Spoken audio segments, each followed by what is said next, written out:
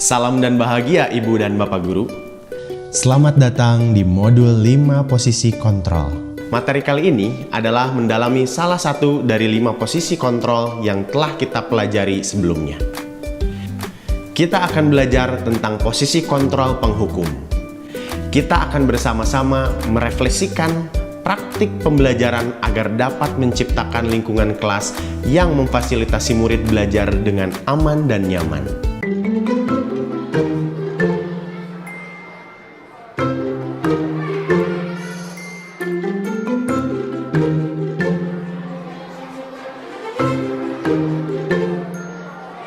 Sudah saya katakan pada kamu, kalau tidak mau belajar, tidak usah ganggu teman yang lain. Kamu ini bisa nggak sih, sekali aja menjadi murid yang baik?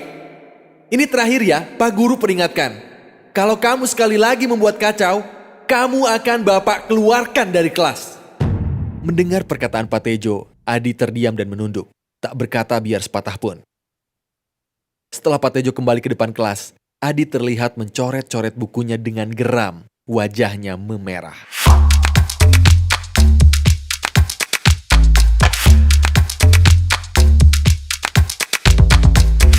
Ibu dan Bapak Guru, mari kita bedah cerita singkat Pak Tejo dan Adi tadi. Menurut Ibu dan Bapak Guru, bagaimana perasaan Adi terhadap respon Pak Tejo?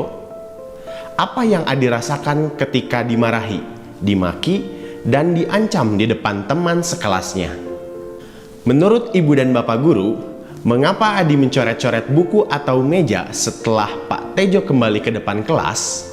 Apakah Adi akan terdorong merefleksikan pengembangan dirinya?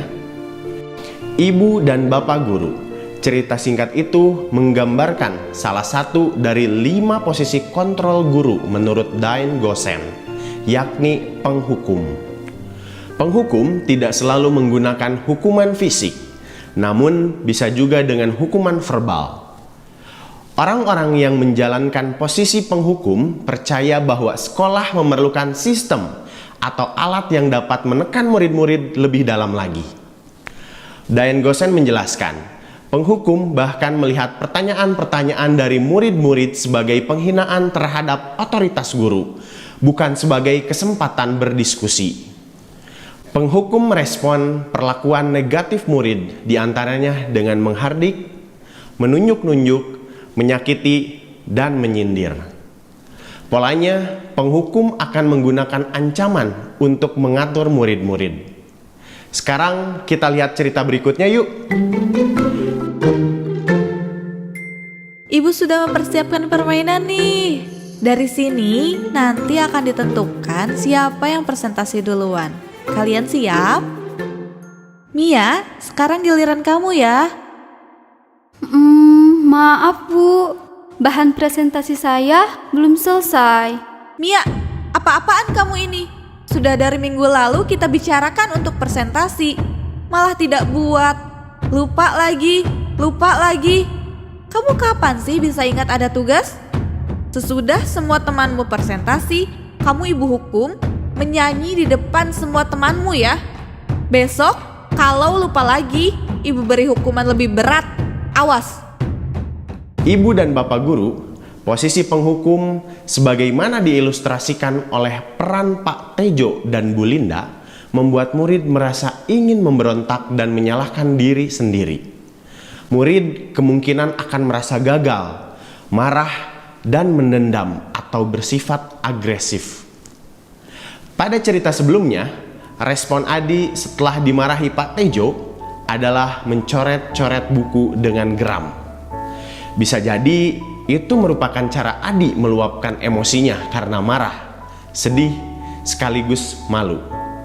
Sementara respon diperlihatkan Mia adalah wajah datar.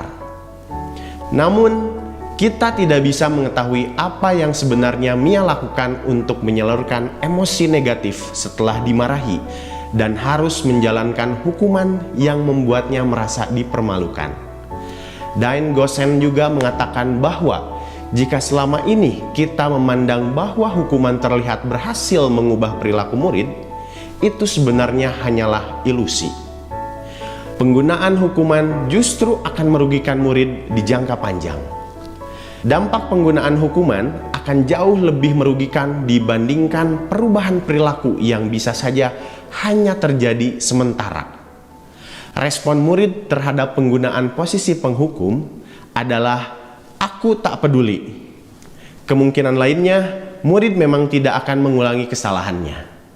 Namun, motivasi murid tidak datang dari dalam dirinya.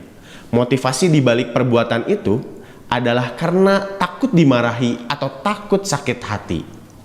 Mengacu pada alasan motivasi perilaku murid menurut James Wilson yang dikutip oleh Diane Gossen, motivasi ini ada di level 1 perilaku, yakni dilakukan untuk menghindari rasa sakit. Lantas, bila yang terjadi adalah hal seperti itu, apakah sudah memenuhi tujuan belajar yang kita cita-citakan?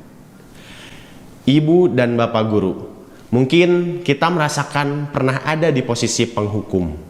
Dalam posisi kontrol, kita selalu bisa bergeser ke arah yang lebih baik. Setelah mengetahui semua dampaknya, mari kita merefleksikan kembali bagaimana caranya agar kita bisa berada pada posisi terbaik. Terima kasih ya, Ibu dan Bapak Guru sudah bersama kami untuk terus belajar menambah kapasitas diri. Tetap semangat Ibu dan Bapak Guru.